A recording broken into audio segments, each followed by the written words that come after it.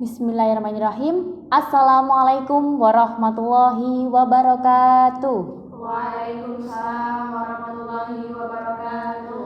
Bismillahirrahmanirrahim. Alhamdulillahirabbil alamin wa bihi nasta'inu ala umuri waddin. Wassalatu wassalamu ala asyrofil anbiya'i wal mursalin sayyidina Maulana Muhammadin wa ala alihi wa sahbihi ajmain, amma ba'du. Teman-temanku yang saya sayangi dan saya banggakan, perkenalkan, nama saya Rofifa, yang pada kali ini kita akan berdiskusi tentang hikmah berkurban. Nah, gak kerasa kita sudah menjumpai bulan Ramadan ya, bulan kemarin. Sekarang kita sudah memasuki bulan Syawal, dan pastinya bulan depan ini kita akan menjumpai yaitu bulan Zulhijjah. Nah, pada bulan Zulhijjah itu terdapat peristiwa Idul Adha, yang mana dalam peristiwa Idul Adha ini kita akan melakukan ibadah kurban. Nah, apa sih kurban itu? Nah, kurban secara bahasa adalah mendekatkan diri kepada Allah SWT. Secara syarak, kurban merupakan nama hewan, unta, sapi, atau kambing yang disembelih pada hari raya Idul Adha atau dan hari tasyrik sebagai bentuk mendekatkan diri kepada Allah. Nah, jadi berkurban berarti menyembelih hewan unta, sapi, atau kambing pada hari raya Idul Adha dan pada 3 hari tasyrik sebagai bentuk mendekatkan diri kepada Allah SWT. Berbicara tentang kurban ini, pastinya kita akan mengingat kisah, yaitu kisah putra Nabi Adam, yang mana tentang Qabil dan Habil yang berselisih tentang calon istri mereka. Yang mana dahulu Hawa melahirkan 2 pasang anak kembar, yaitu ada laki-laki dan perempuan, yang namanya ada Qabil, Iklimah, Habil, dan Labuda. Qabil sendiri merupakan saudara kembar dari Iklimah, dan sementara Habil merupakan kisah saudara kembar dari Labuda. Nah, Allah memerintahkan kepada Adam untuk menikahkan anaknya secara tidak sekandung. Nah, pada saat itu Qabil dinikahkan dengan Labuda dan Habil dinikahkan dengan Iklimah. Tetapi karena paras cantiknya Labuda itu tidak secantik dengan Iklimah, Qabil merasa iri dengki. Karena Qabil merasa Habil menikahi saudara kembarnya yang secara lebih cantik dari Labuda.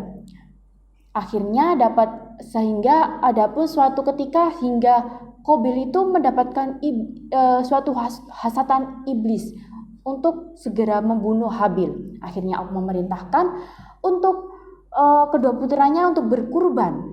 Nah, akhirnya Qabil mempunyai ladang pertanian. Qabil itu mengorbankan tanaman hasil pertanian yang sangat baik kualitasnya.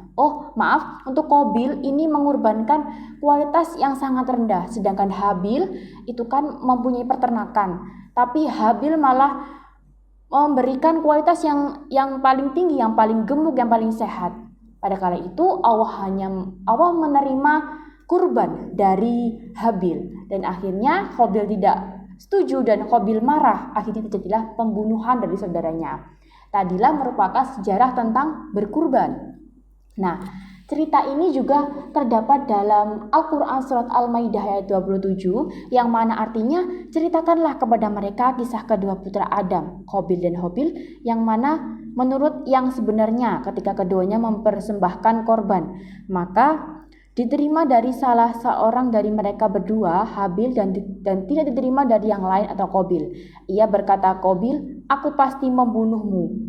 Dan berkata Habil, sesungguhnya Allah hanya menerima korban dari orang-orang yang bertakwa. Jadi Allah itu memerintahkan hambanya agar selalu bersyukur atas nikmat yang diberikan kepada kita. Jadi melaksanakan ibadah kurban ini juga merupakan salah satu bukti rasa syukur kepada Allah terhadap nikmat yang diberikan. Setelah itu, apa saja sih hikmah dari berkurban? Yang pertama, yaitu kita bisa menghapus dosa yang telah lalu, dosa-dosa yang telah kita lakukan. Insya Allah dengan berkurban kita bisa diampuni dosa kita. Yang kedua adalah sarana mendekatkan diri kepada Allah Subhanahu wa taala. Hal ini juga terdapat dalam surat Al-Kautsar ayat 2 yang bunyinya fasholli li rabbika wanhar, yang artinya maka laksanakanlah sholat karena Tuhanmu dan berkurbanlah. Dan yang ketiga adalah sebagai ungkapan rasa syukur. Kita bisa menunjukkan rasa syukur kita ketika kita berkurban. Dan yang keempat adalah mengenang kisah kisah Nabi Ibrahim dengan putranya, yang mana dahulu ibadah kurban ini juga pengalaman cerita dari kisah Nabi Ibrahim yang mana mendapatkan perintah untuk menyembelih sang putra yaitu Nabi Ismail. Dan yang kelima adalah ganjaran pahala dari setiap helai bulu hewan dan kurban. Dan dari hadis riwayat Ahmad Ibnu Majah, ketika seorang bertanya kepada Rasulullah keutamaan berkurban itu, beliau menjawab dari sehelai bulu hewan kurban yang dikurbankan itu merupakan suatu kebaikan itu.